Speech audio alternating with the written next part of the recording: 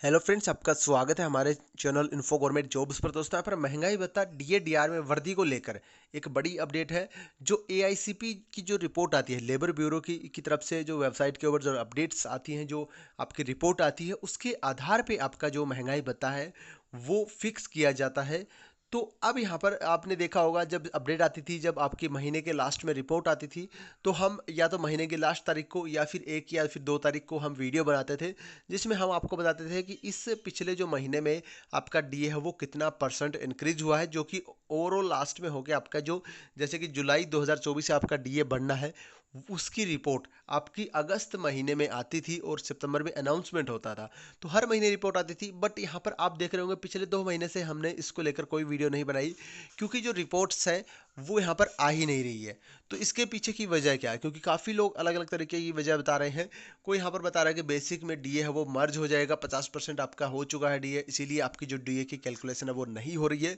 और या फिर कुछ लोग आपके बता रहे हैं कि जो कोड ऑफ कंडक्ट लगा हुआ है आचार संहिता की वजह से, आपका जो है वो जो डीए है वो की रेट से एआईसीपी की रिपोर्ट है वो नहीं आ रही है। ये दो बड़े कारण आपके निकल कर आ रहे हैं, और तीसरा आपका यहाँ पर किसी को पता है नहीं। तो जो अगर मैं आपको बताऊं कि आपका जनवरी 2024 से आपका 50% डीए है, और 1 महीने की रिपोर्ट जनवरी की जो आई थी वो मैं आपको एक बार दिखा देता हूँ वेबसाइट से। तो ये यहाँ पर लेबर ब्यूरो की, गवर्नमेंट ऑफ इंडिया की आपकी जो वेबसाइट है वो है। यहाँ पर हम इसे रिफ्रेश कर लेते हैं।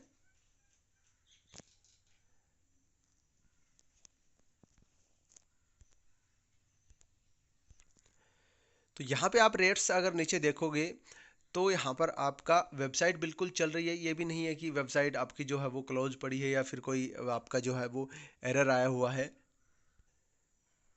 तो यहाँ पे आप देखोगे तो जो आपकी रिपोर्ट्स के हैं वो 138.9 पॉइंट्स सीपीआई इंडेक्स जो थी, वो यहाँ पर जनवरी 2024 की रिपोर्ट है। इसके बाद में आपकी जो अगली जो फरवरी की रिपोर्ट है और मार्च की रिपोर्ट है, जो कि आ जानी चाहिए थी, वो अभी तक नहीं आई है।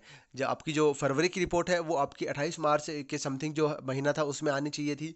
इसके बाद में जो आपकी मार्च की रिपोर्ट है वो आपकी 30 अप्रैल का जो महीना था इसमें आने चाहिए थी, बट नहीं आई।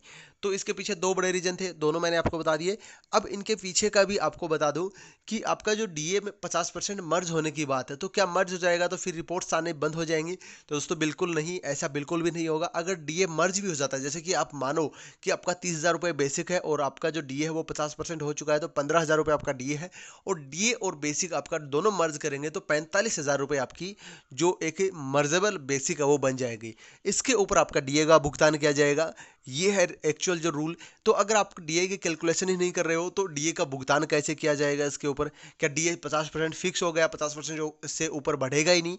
ये होना पॉसिबल नहीं है, क्योंकि रिपोर्ट्स हर महीने आती है और जो महंगाई है वो बढ़ी रही है। तो रिपोर्ट्स डीए अगर मर्ज होता है और आपका 50% होने की वजह से बेसिक के अंदर, और रिपोर्ट्स का इससे संबंधित कोई लेना देना नहीं है। अगर मर्ज भी होगा तो भी रिपोर्ट्स आएंगे, अगर नहीं मर्ज हो रहा है तो भी रिपोर्ट्स आएंगे।